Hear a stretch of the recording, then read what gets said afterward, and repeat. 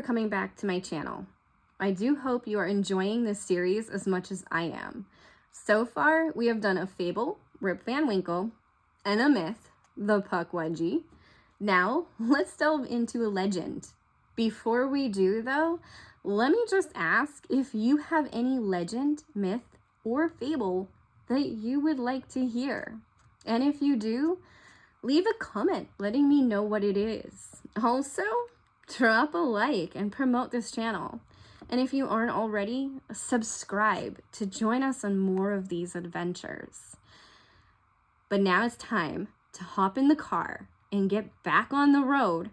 For those not in the car, grab your radio, turn it on, and start listening. Let's pull out our work in progress and get working on whatever it is you're working on. Or you know what? Just sit back, relax, and enjoy. But let's go. After spending some time at the Hunter Mountain Ski Resort, it's time to hit the road again. We start a 2-hour and 20-minute journey north to Griswold, Connecticut. Here is one of the many locations that was involved in the vampire panic of New England. That's right. Today, we are going to be delving into the vampire panic of New England. Here, we will visit a graveyard where bodies were discovered that were involved in the panic. Let's go ahead and delve into the vampire panic of New England.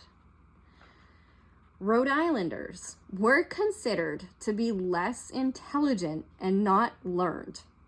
Therefore, the other states believed that they were the ones who originated the vampire belief in New England. In truth, multiple locations throughout New England were discovered with the same situation. The vampire panic of New England spans decades, with known cases going back to the 1700s.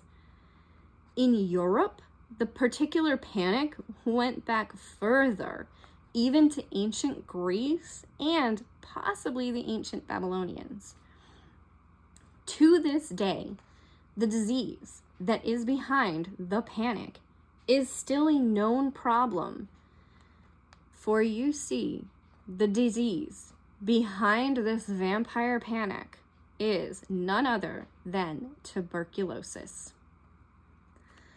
Tuberculosis outbreaks have been recorded throughout history, spanning decades and centuries.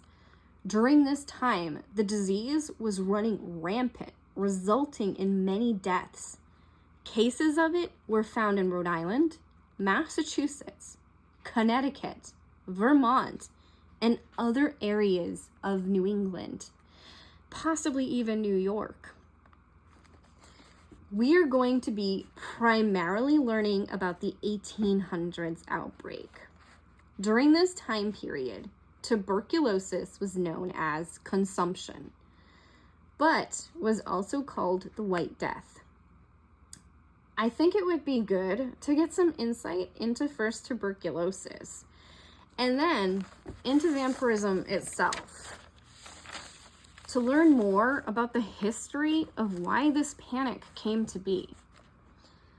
So let's go ahead and delve into learning about tuberculosis. Tuberculosis is an infectious disease generally affecting the lungs, but can affect other parts of the body. You could be a carrier of the disease and never show any signs of it for your entire life. It would never move to active infection, and you might not even know you have it. Should the disease move to active infection, though, coming out of a latent behavior, which is called latent tuberculosis, then you only have a 50% survival rate once the disease has become active. You will also be most likely passing the disease on to others in your family or your community. The main symptoms of tuberculosis are chronic cough, blood-containing mucus, fever, night sweats, and weight loss. This is why, at the time, it was called consumption, as the disease will literally consume you until you have passed away. Like many diseases of the kind, COVID-19, tuberculosis is spread through the air, primarily spread through coughing, talking, spitting, or sneezing. For some reason, after learning about this disease, it made me think about what we have just recently gone through in 2020 with being locked away in our rooms and then having to keep everything really clean. So when you think about it though, tuberculosis, which is still a problem into current day, is a much bigger problem than COVID-19 has been so far, at least as far as what I could tell. During the 1900s, tuberculosis caused 25% of all deaths, with 1 in every 4 infected person losing their lives to the disease. These really aren't good odds for anybody who was infected. 1 in 4 people, 1 in every 4 people infected would lose their lives. To current day, tuberculosis is still a major cause for concern. In fact, in 1993, the World Global Health Organization declared a global health emergency for the subsequent emergence of tuberculosis. Tuberculosis can also be passed from humans to animals. Now we've had a chance to learn a little bit about tuberculosis.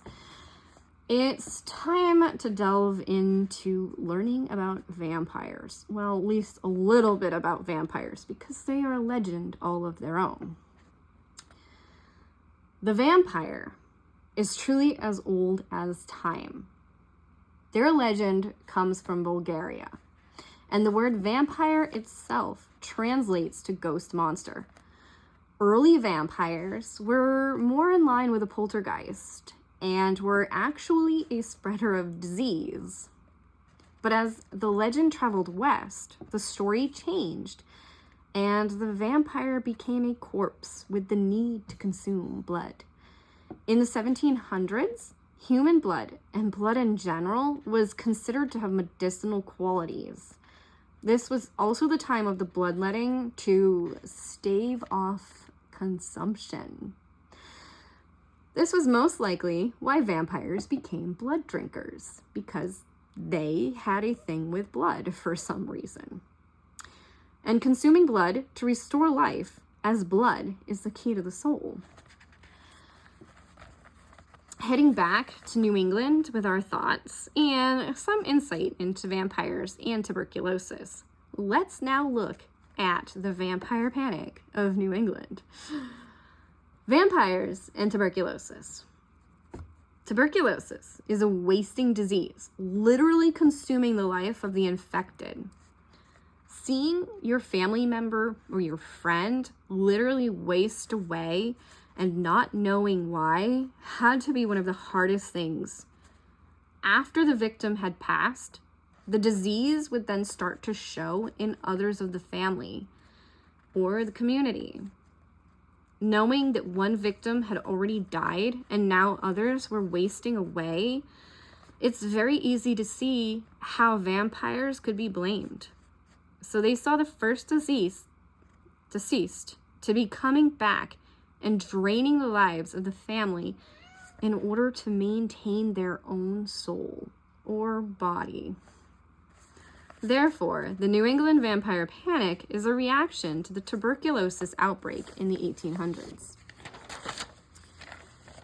With the belief that relatives or friends were coming back and literally consuming the lives of the living, the panicking townspeople were having the bodies dug up to find the vampires and eradicate them.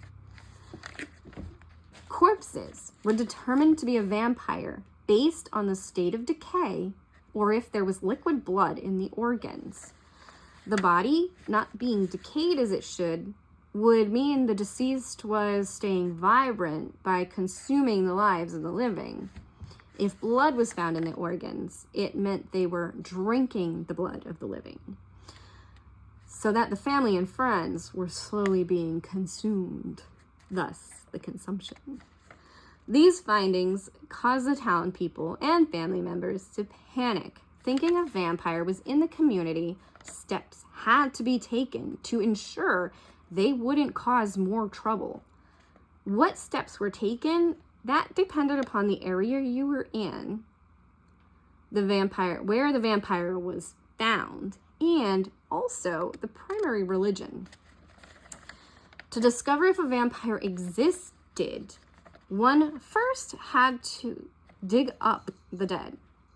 So you had to go into a graveyard, find the previous victims of the consumption, dig up their bodies, and then continue on from there to discover if they were a vampire. So this means several graves and family members were exhumed from their resting places.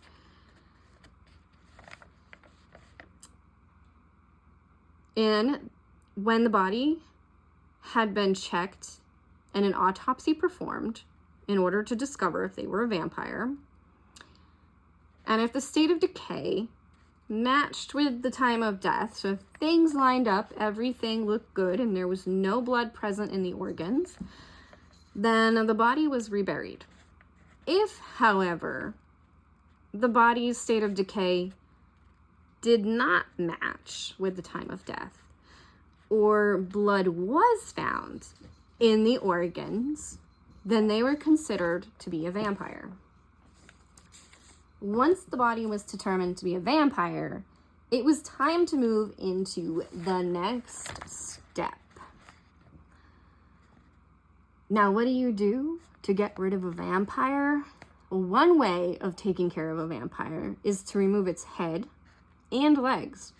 Removing the head would mean the vampire could no longer bite its victims, thus draining them of their blood. And if you cut off the legs, well, that means they couldn't rise up from their grave and continue to consume their victims. After the head and the femur bones were removed, they were placed on the chest of the deceased in a skull and crossbones pattern, and then the deceased was reburied in this manner. Another way of dealing with vampires was to remove the organs. This was done because, well, how could you come back without a heart? The body would be reburied minus its organs, and the organs would then be burned. While the organs were being burned, any infected family members or community members would have to stand in the smoke of the burning organs in hopes of being cured of their infection. Knowing the disease causing the problem, you can probably already deduce that this didn't work.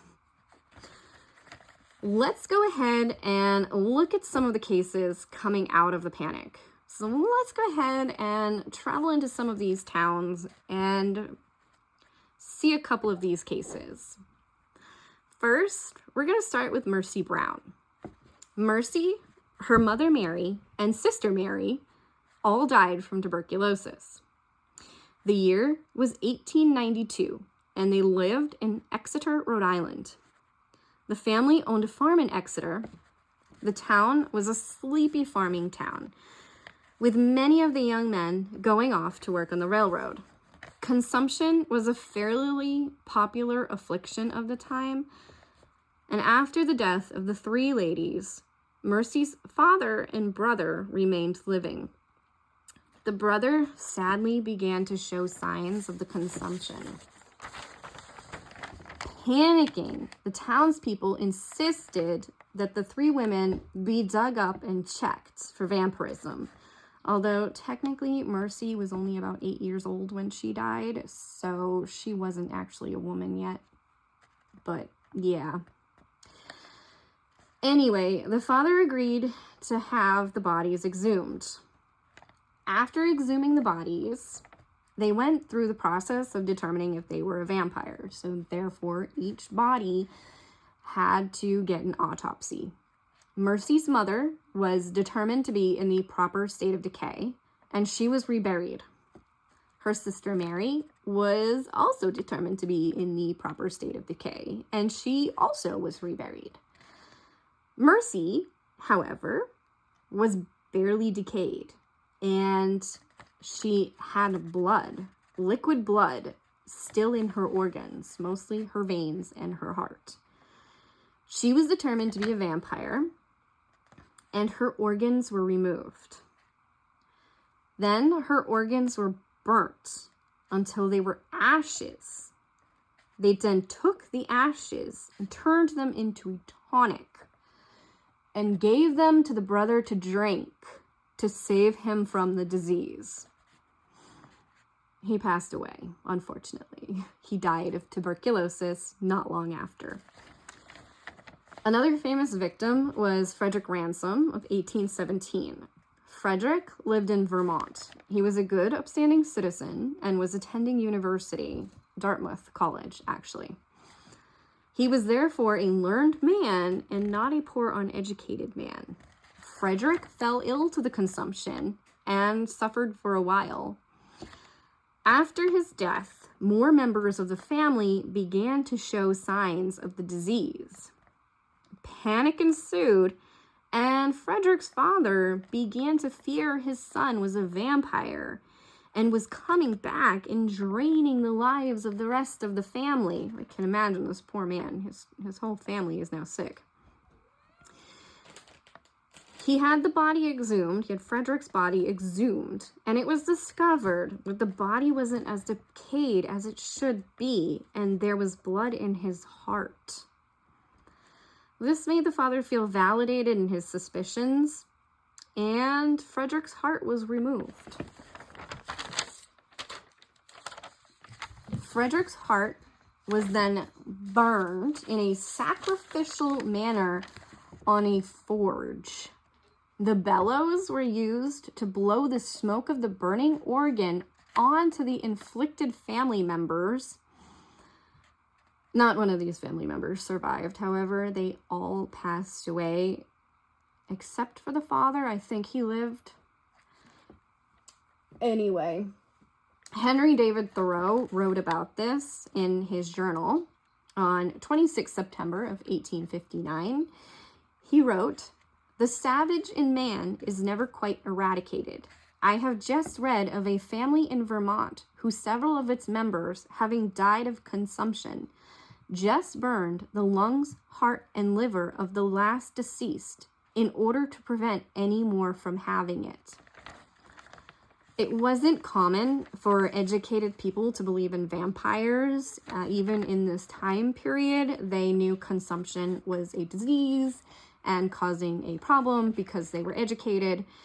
And so this made this particular case unusual because the father was educated and he still believed his son to be a vampire. So coming out of the time period, even as it was, this was an unusual case. Another interesting victim is John Barber from 1843. And he's really only interesting for how his remains were found. They were discovered by children playing in 1993.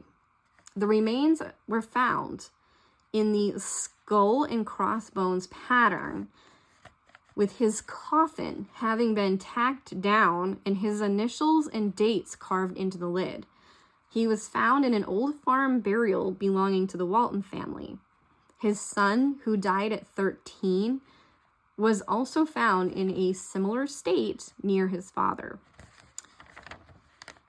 With modern science and DNA testing, we can discover and understand more. In the case of Mercy Brown, she was buried in an above-ground crypt in the dead of winter. A New England winter, mind you, with snow, ice, and freezing temperatures. New England winters are quite intense. Quite intense. I know, I lived there. We now would know why her body wasn't as decayed as it should be. She was basically preserved in a freezer for the dead of winter. It's like we put her in a freezer and her body was preserved. So that is why she was not decayed as she should be when she was dug up. The same, like this most likely goes for other victims as well. They found many grave sites containing bodies in this state with no organs or having the skull and crossbones pattern on their chest with their skull and femur bones. And so these graves were most likely found in like the children playing on the farm. They just happened to come across them, or if they were moving graves, because you know sometimes burial sites are dug up and graves moved to new locations. So it's possibly how they were found, and it is very interesting. Sometimes also graves just happen to naturally come to the surface on their own over time.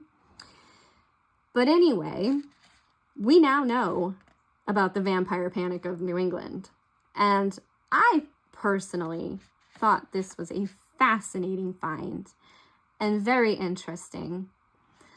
And now that we've had a chance to learn about this here in Connecticut, we know the same story as these 3 victims is in other states of New England and other states of the US as well, because we know tuberculosis was a very big outbreak in the United States, as well as other areas of the world, and still is to this day a major problem. I think it's time for us to head south, maybe west, and to check out some other myths, fables, or legends. So what's your favorite? Where do you think we should go next? What should our next destination be? Thank you for joining me on this journey. I think the car might need some gas, and I hope you have been enjoying this so far. And if you are, please come back and join me again in the future. I mean, we've got, a car that seats 20. To see where we go next, I'll tell you what. To see where we go next. I'll tell you what, though, I'm getting sick of this gas station food, so I really hope that the next place has a great restaurant. But anyway, thank you for joining me again. Until next time.